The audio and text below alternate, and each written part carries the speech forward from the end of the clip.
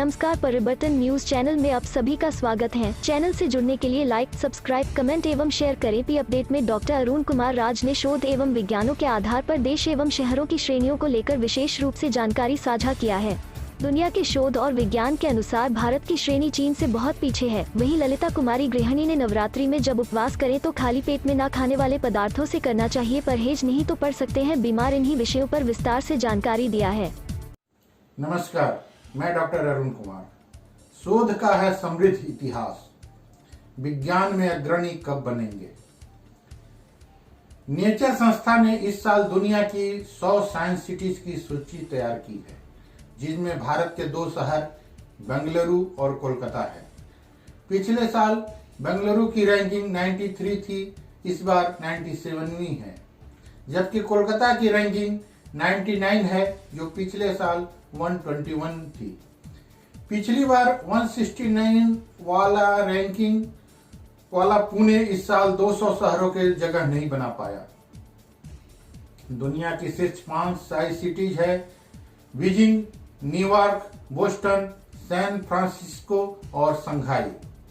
Science city की ranking शहरों में शोध और विकास में होने वाले खर्च, शोध संस्थानों और वैज्ञानिक सुविधाओं की स्थिति तथा वैज्ञानिक प्रतिभाओं को आकर्षित करने की क्षमता पर तय होती है। शीर्ष 82 साइंस जर्नल में छपी शोध सामग्रियों के आधार पर जिसका चयन 58 शोधकर्ता करते हैं और जिसका अनुमोदन दुनिया भर के 6000 वैज्ञानिक करते हैं, साइंस सिटीज की रैंकिंग तय होती है। इस बार के 100 शहरों में अमेरिका के 57 और चीन के 26 शहर हैं। पिछले साल अमेरिका के 78 और चीन के 23 शहर थे, यानी चीन अमेरिका को कड़ी टक्कर दे रहा है। अपने देश में आजादी के बाद विज्ञान और प्रौद्योगिकी के क्षेत्र में काम हुआ। आईआईटीज और तथा परमाणु और अंतरिक्ष अनुसंधान केंद्रों की शुरुआत हुई, बांध बने और स्टील प्लांट स्थापित हुए, पर विज्ञान और वैज्ञानिक शोध को महत्व देने की कोशिश कम हुई। प्रतिभा पलायन से सबक नहीं लिए गए, जबकि विज्ञान में भारत जैसी स्थिति वाले चीन में बीती सदी के 70 के दशक में देंग सियाओपिंग के नेतृत्व में विज्ञान को महत्व मिलना शुरू हुआ। चीनी छात्र दुनिया की अग्रणी प्रयोगशालाओं में काम करने गए। वहां वैज्ञानिक और तकनीकी शोध के लिए ढांचा और खर्च बढ़ा, इसलिए बीजिंग, शंघाई और नानजिंग विज्ञान और टेक्नोलॉजी की वैश्विक केंद्र हैं। कोलकाता देश में विज्ञान के अध्ययन शोध का पुराना केंद्र है, जिसके साथ सत्येंद्र नाथ बोस, मेघनाथ साहा, जगदीश चंद्र बसु, प्रफुल्ल चंद्र राय, चंद्रशेखर वेंकट रमन, देवेंद्र मोहन बोस, असीमा चटर्जी आदि का जुड़ाव रहा, और जहां Indian Association for the Cultivation of Science, जहां सीबी ने रमन इफेक्ट पर काम किया था। Indian Institute of Science Education and Research, Bose Institute, Saha Institute of Nuclear Physics, SN Bose National Centre for Basic Sciences, Indian Centre for Space Physics जैसी अग्रणी संस्थाएं हैं। तो भारतीय उपमहाद्वीप में सबसे बड़ी साइंस सिटी है। कोलकाता की सुभारती दास अमेरिका में कोविड रिसर्च टीम का हिस्सा है। बेंगलुरु में Indian Institute of Science, Indian Institute of Astrophysics, International Centre for Theoretical Science, Jawaharlal Nehru Centre for Advance Scientific Research, National Centre for Biological Science, Raman Research Institute, MS. Ramaiah Institute of Applied Science, Visvesvaraya Industrial and Technological Museum आदि हैं। तो इसरो और Hindustan aeronautics limited के मुख्यालय भी हैं। विज्ञान को लोकप्रिय बनाने के लिए वहां जवाहरलाल नेहरू प्लेनेटोरियम और उसमें Bengaluru association for science education जैसा मंच भी है। बेंगलुरु ने देश को पीएस अध्यास्वामी, बीके आत्रे, रमन अथरैया, अनुराधा टीके, वीआरएस अरुणाचलम जैसे वैज्ञानिक दिए। भारत में अब शोध के लिए फंड की कमी नहीं है। वैज्ञानिक शोध का दायरा बढ़ा है और नए संस्थान खुले हैं। शोध सामग्री की प्रस्तुति में अमेरिका, चीन के बाद भारतीय तृतीय है। 2008 से 2018 के बीच वैज्ञानिक शोध की सामग्री 2% से बढ़कर 5% हुई। पर नई खोज और साझेदारी में शोध के मामले में भारत पीछे है। वैज्ञानिक शोध में होने वाला खर्च जीडीपी का 0.7% है, जो ब्रिक्स देशों में सबसे कम है। बेहतर माहौल के अभाव में विज्ञान के छात्र सिविल सर्विसेज में जाते हैं। संस्कृति को महत्व देने के दौर में वैज्ञानिक शिक्षा पर जोर भी नहीं है।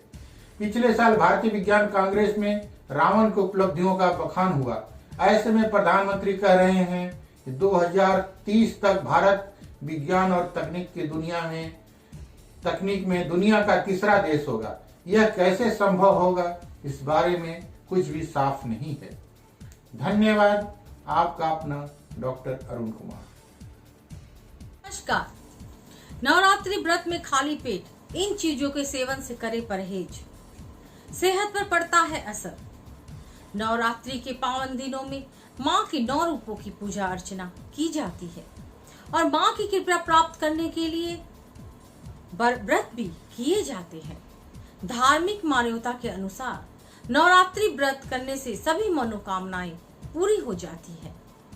आज इस स्पीच के माध्यम से हम आपको बताएंगे नवरात्रि व्रत में खाली पेट किन चीजों के सेवन से परहेज करना चाहिए।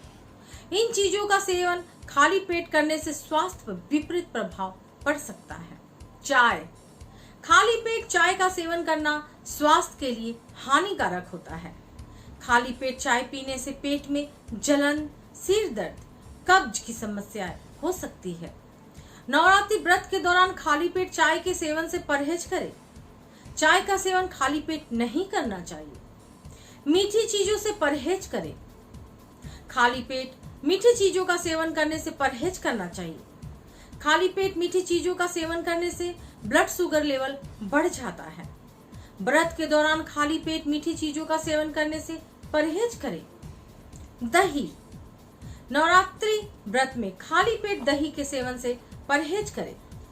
खाली पेट दही का सेवन करने से पेट से संबंधित परेशानियों का सामना करना पड़ सकता है। दही में प्रोबायोटिक बैक्टीरिया होता है, जो खाली पेट में एसिड के स्तर को बढ़ाता है।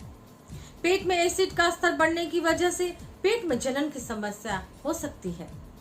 दूध का सेवन खाली पेट नहीं करना चाहिए। खाली पेट दूध का सेवन करने से डाइजेशन की समस्या हो सकती है। व्रत के दौरान खाली पेट दूध के सेवन से परहेज करें। दूध स्वास्थ्य के लिए काफी फायदेमंद होता है, परंतु खाली पेट दूध का सेवन सेहत के लिए अच्छा नहीं हो। केला स्वास्थ्य के लिए काफी फायदेमंद होता है, परंतु खाली पेट केले का सेवन नहीं करना चाहिए। खाली पेट केला का सेवन करने से स्वास्थ्य में विपरीत प्रभाव पड़ सकता है। खाली पेट केले का सेवन करने से सीने में जलन, कब्ज की समस्या हो सकती है। यह स्पीच आपकी जानकारी बढ़ाने के लिए साझा किया गया है। किसी बीमारी के पेशेंट है तो अपने डॉक्टर से सलाह जरूर लें।